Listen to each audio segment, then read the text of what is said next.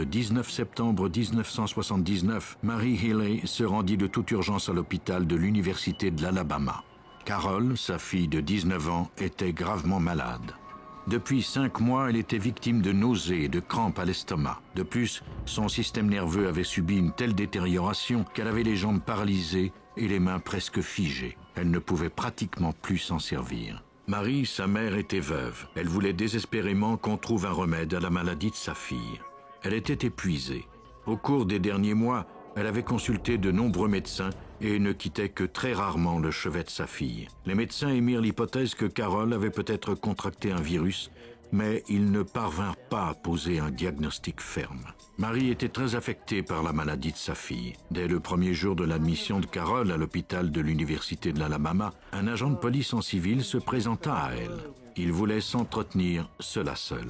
Marie avait du mal à assumer les frais médicaux exorbitants de Carol. Une banque et un détaillant de meubles d'Anniston, la ville voisine, avaient porté plainte contre elle pour émission de chèques sans provision. L'agent de police lui présenta donc un mandat d'arrêt et l'a mis en détention. Le lendemain, Carol tenta de joindre sa mère par téléphone sans succès. Elle appela ensuite sa tante Frida, qui lui rendit visite et lui apprit la nouvelle. Cette dernière donna également des informations aux médecins.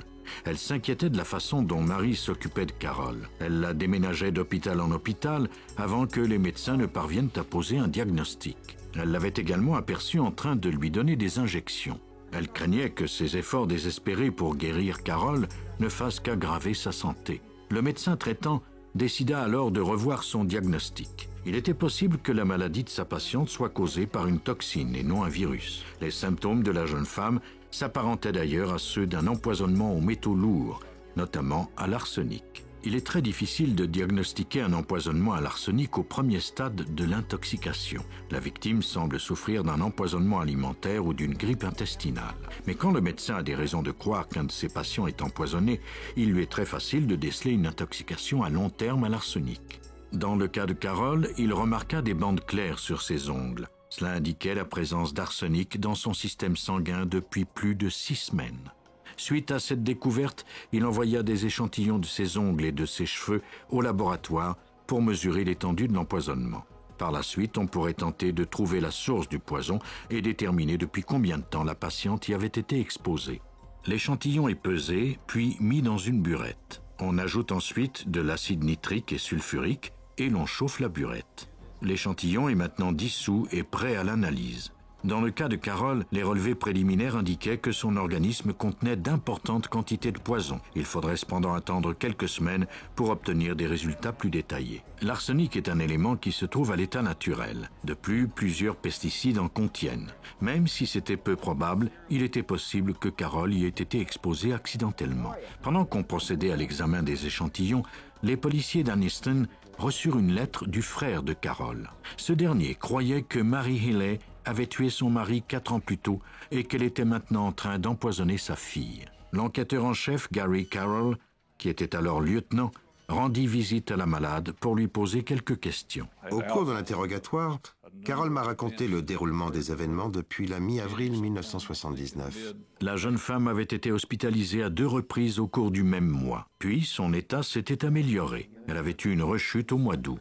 Ce brusque changement de son état de santé avait eu lieu quand elle avait quitté la maison de sa mère pour aller vivre dans son propre appartement. Carol se réjouissait de vivre seule, mais sa mère avait pratiquement emménagé avec elle dès le premier jour. Elle entretenait l'appartement et préparait les repas. Quelques jours plus tard, Carol était retombée gravement malade. Elle avait été victime de violentes crampes et de nausées. Marie la conduisit immédiatement à l'hôpital où elle resta pendant une semaine. Comme les médecins ne semblaient pas capables de poser un diagnostic, elle transféra abruptement Carol dans un autre hôpital. En septembre, alors que Carol était encore hospitalisée, elle se souvenait que sa mère lui avait donné 2 étranges comprimés orange et fait 2 injections en lui promettant que cela ralentirait la paralysie de ses jambes. Mais la maladie n'avait fait qu'empirer. Le comportement étrange de Mary Healy encouragea le lieutenant à pousser ses recherches. Il découvrit alors qu'elle avait été victime d'une série d'événements bizarres depuis la mort de son mari. Peut-être que l'analyse de son dossier permettrait de trouver un type de comportement. En 1977, Mary Healy nous avait appelés à plusieurs reprises. Elle se plaignait de vandalisme, d'appels anonymes, de vols, d'incendies, etc.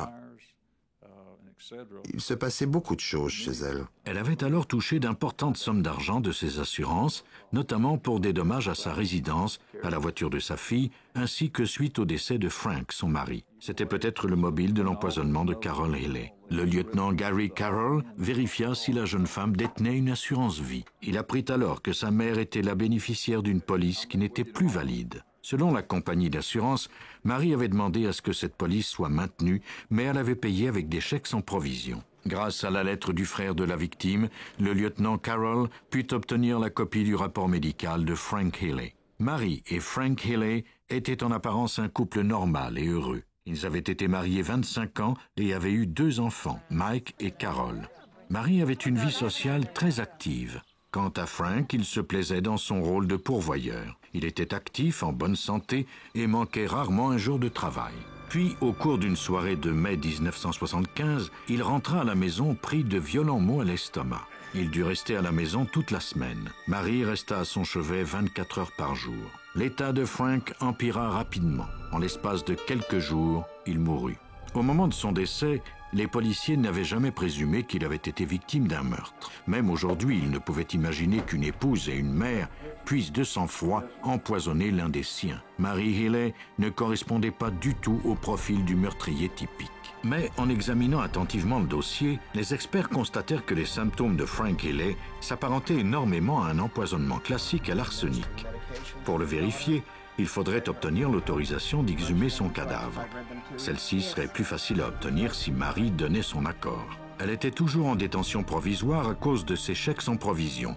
Elle nia catégoriquement être impliquée dans la mort de son mari et autorisa la police à exhumer son corps et à pratiquer une autopsie. Elle nia également avoir administré des médicaments à sa fille et tenté de l'empoisonner. Les enquêteurs poursuivirent l'interrogatoire. Finalement, quand nous lui avons dit que nous savions qu'elle avait donné des injections à Carol, elle a cessé de nier. Elle a dit qu'une infirmière d'un des hôpitaux lui avait donné ce médicament.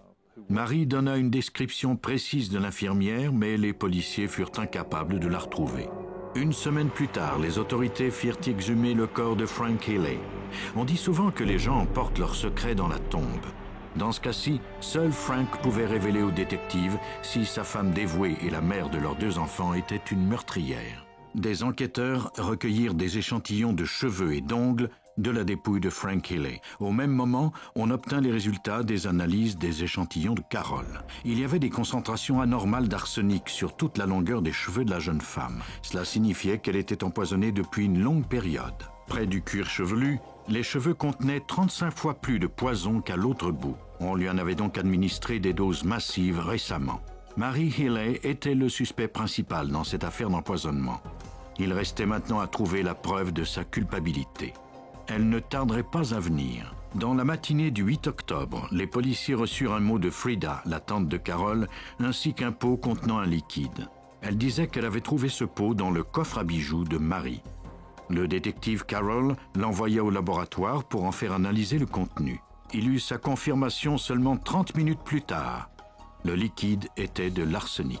On avait trouvé un pot identique dans le sac à main de Marie lors de son arrestation. Il semblait vide, mais sans doute contenait-il encore un résidu. Les experts le rincèrent avec de l'eau distillée. Ils analysèrent ensuite l'eau de rinçage. Une fois encore, ils trouvèrent de l'arsenic. Le 9 octobre 1979, on informa Marie Healey qu'elle était accusée de tentative d'empoisonnement. D'autres chefs d'accusation contre elle incluaient l'émission de chèques sans provision. Ces chefs d'accusation étaient moins graves que la possibilité que la suspecte ait tué son mari. Mais encore fallait-il le prouver. Nous n'avions pas encore obtenu de nouvelles du laboratoire judiciaire de l'Alabama. Nous les attendions. Au cours de cette période, elle a payé sa caution pour tentative d'empoisonnement et émission de chèques sans provision. La suspecte était sans doute très inquiète. On répéta les mêmes analyses que celles qu'on avait effectuées pour sa fille sur la dépouille de Frank pour y trouver de l'arsenic. On obtint d'ailleurs des résultats identiques. Frank Healey avait été empoisonné. On lui avait d'abord administré le poison à petite dose, puis à la fin, on l'avait achevé en lui donnant une forte dose. Le 11 janvier 1980, le Grand Jury de Calhoun County trouva Mary Healey coupable de meurtre au premier degré. Elle fut condamnée à la prison à vie, plus 20 ans pour la tentative d'empoisonnement de sa fille. Mais Mary Healey ne resta en prison que quelques années. Après 3 ans et demi, elle avait réussi à manipuler le directeur de la prison et à obtenir un congé de 3 jours. Elle prit la fuite à l'occasion de ce congé. Fort heureusement, son escapade ne dura pas longtemps. Une semaine plus tard, on la retrouva essayant vraisemblablement d'entrer par effraction dans une maison. Ses vêtements étaient trempés et elle délirait. Elle fut victime d'une violente attaque cardiaque au cours de la même soirée et mourut. Mary Healey fut enterrée aux côtés de Frank, le mari qu'elle avait empoisonné à mort. Comment expliquer qu'une épouse et une mère dévouée décident de tuer les siens? Il est possible que ces crimes aient été motivés par l'appât du gain. La police d'assurance de Carroll était toutefois échue. Mary n'avait donc rien à gagner de sa mort. Sa motivation était-elle simplement la satisfaction de se débarrasser de quelqu'un dont elle ne voulait plus?